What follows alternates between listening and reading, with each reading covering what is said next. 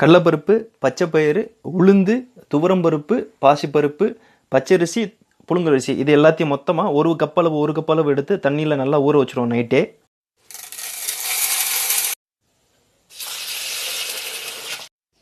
காலையில் நல்லா ஊறிருக்கும். இதை நல்லா நைஸாக இல்லாமல் நுறுநுறுப்பாக அரைச்சி எடுத்துக்கிடுவோம். இந்த மாதிரி நொறுப்பாக அரைச்சிக்கிறீங்க. வெங்காயம், உப்பு, மல்லித்தலை, மஞ்சப்பொடி, பெருங்காயப்பொடி, பச்சை மிளகா, சீரகம், பூண்டு, இஞ்சி, கருவேப்பிலை இதெல்லாம் ரொம்ப சின்னதாக கட் பண்ணி தேவைக்கேற்ப போட்டுக்குங்க. இந்த மாதிரி தோசை சட்டியில் ஊற்றி எடுத்துக்கிறீங்க. இது கூட தேங்காய் சட்னி வச்சு சாப்பிட்டோம்னா அவ்வளோ நல்லாயிருக்கும். யாரெல்லாம் உடம்பு வெயிட் போகணுன்னு ஆசைப்பட்றீங்களோ அவங்க இதை செஞ்சு சாப்பிட்லாம். ஜிம் பாடி பில்டர்ஸ்க்கு இது ரொம்ப நல்ல ஹெல்த்தியான விஷயம். ஸ்போர்ட்ஸ் பிளேயர் குழந்தைங்களுக்கு ரொம்ப கொடுக்கலாம். எல்லா வகையிலும் சாப்பிட்லாம். ரொம்ப ஆரோக்கியமான ஃபுட்டு. ட்ரை பண்ணுங்கள். தேங்க்யூ.